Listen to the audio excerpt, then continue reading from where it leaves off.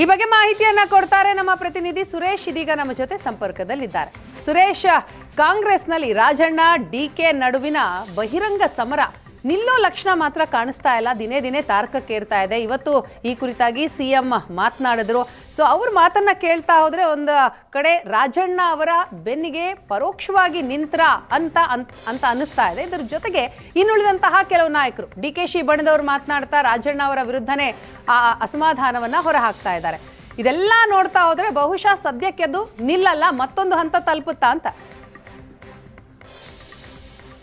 Veena, KPCC ಅಧ್ಯಕ್ಷ ಸ್ಥಾನ ಬದಲಾವಣೆ ವಿಚಾರ ಮತ್ತೆ CM ಸೀಟ್ಸ್ ಶೇರಿಂಗ್ ವಿಚಾರ, ಅಧಿಕಾರ ಹಂಚಿಕೆ ವಿಚಾರ, ಈ ಎರಡು ವಿಚಾರಗಳ ಬಗ್ಗೆ ಕಳೆದ ಹಲವಾರು ದಿನಗಳಿಂದಲೂ ಕಾಂಗ್ರೆಸ್ನಲ್ಲಿ ಒಂದು ರೀತಿಯ ಮುಸುಕಿನ ಗುದ್ದಾಟ ಅಂತ ಹೇಳ್ಬೋದು. ಮುಸುಕಿನ ಗುದ್ದಾಟ ಅಂತ ಹೇಳೋದಕ್ಕಿಂತಲೂ ಬಹಿರಂಗ ಸಮರ ಅಂತಲೇ ಹೇಳ್ಬೋದು. ಯಾಕೆ ಅಂತಂದ್ರೆ ಪದೇ ಪದೇ ರಾಜಣ್ಣ ಹೇಳಿಕೆಯನ್ನ ಕೊಡ್ತಾ ಇರುವಂತದ್ದು, ಸತೀಶ್ ಜಾರಕಿಹೊಳಿ ಅಂಡ್ ಟೀಮ್ ದೆಹಲಿಗೆ ಹೋಗಿ ವರಿಷ್ಠರನ್ನ ಭೇಟಿ ಮಾಡ್ತಾ ಇರುವಂತದ್ದು, ಅದರ ಜೊತೆಯಲ್ಲಿ ಡಿನ್ನರ್ ಮೀಟಿಂಗ್ಗಳು ನಡೀತಾ ಇರುವಂತದ್ದು, ಮತ್ತು ಸಭೆಗಳನ್ನ ನಡೆಸೋದಕ್ಕೆ ಶೋಷಿತರ ಸಭೆ ನಡೆಸಬೇಕು ಅನ್ನುವಂತಹ ವಿಚಾರದಲ್ಲಿ ಹಗ್ಗ ಜಗ್ಗಾಟಗಳು ನಡೀತಾ ಇರುವಂತದ್ದು, ಇವೆಲ್ಲವನ್ನ ನೋಡಿದ್ರೆ ಕಾಂಗ್ರೆಸ್ನಲ್ಲಿ ಬಹಿರಂಗವಾಗಿಯೇ ಒಂದು ಸೀಟ್ ಶೇರಿಂಗ್ ಬಗ್ಗೆ ಒಂದಷ್ಟು ವಿಚಾರಗಳು ನಡೀತಾ ಇದೆ ಅಂತ ಹೇಳಬಹುದು.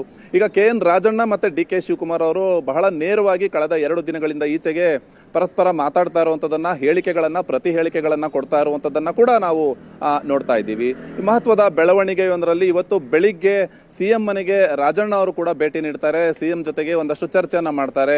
ಈ ಎಲ್ಲ ಹೇಳಿಕೆಗಳ ಬಗ್ಗೆ ಸಾಕಷ್ಟು ಹೊತ್ತು CM ಜೊತೆಯಲ್ಲಿ ಚರ್ಚೆಯನ್ನ ಕೂಡ ಮಾಡ್ತಾರೆ.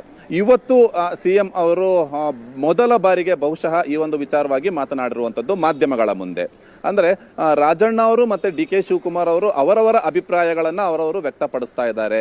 ಎಲ್ಲವೂ ಕೂಡ ಹೈಕಮಾಂಡ್ ತೀರ್ಮಾನ, ಹೈಕಮಾಂಡ್ ಏನು ಯಾವ ಒಂದು ಸೂಚನೆಯನ್ನ ಕೊಟ್ರೆ ಅದನ್ನ ಎಲ್ಲರೂ ಪಾಲಿಸಲೇಬೇಕಾಗುತ್ತೆ ಅನ್ನುವಂತ ಒಂದು ಮಾತನ್ನ ಕೂಡ CM ಹೇಳಿರುವಂತದ್ದು. ಅಂದ್ರೆ ರಾಜಣ್ಣ ಅವರು CM ಪರ ನಿಂತಿರುವಂತಹ ವಿಚಾರಕ್ಕೆ ಪರೋಕ್ಷವಾಗಿ CM ಸಿದ್ದರಾಮಯ್ಯನವರು ಕೂಡ ಇದೀಗ ಸಹಮತವನ್ನ ವ್ಯಕ್ತಪಡಿಸಿದಂತೆ ಆಗಿದೆ. ಹಾಗಾಗಿ ಸದ್ಯಕ್ಕಂತೂ ಕಾಂಗ್ರೆಸ್ನಲ್ಲಿ ಈ ಒಂದು ಸೀಟ್ ಶೇರಿಂಗ್ ವಿಚಾರವಾಗಿ ನಡೀತಾ ಇರುವಂತಹ ಈ ಎಲ್ಲ ಗೊಂದಲಗಳು, ವಿಚಾರಗಳು, ಸಭೆಗಳು ಮತ್ತು ಹೇಳಿಕೆಗಳು ಸದ್ಯಕ್ಕಂತೂ ನಿಲ್ಲುವ ಲಕ್ಷಣ ಕಾಣಿಸ್ತಾ ಇಲ್ಲ ಅಂತ ಹೇಳಬಹುದು. ವೀಣಾ,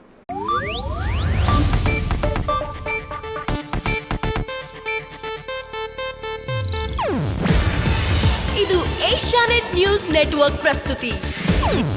ನೀವು ನೋಡ್ತಿದ್ದೀರಾ ಏಷ್ಯಾನೆಟ್ ಸುವರ್ಣ ನ್ಯೂಸ್.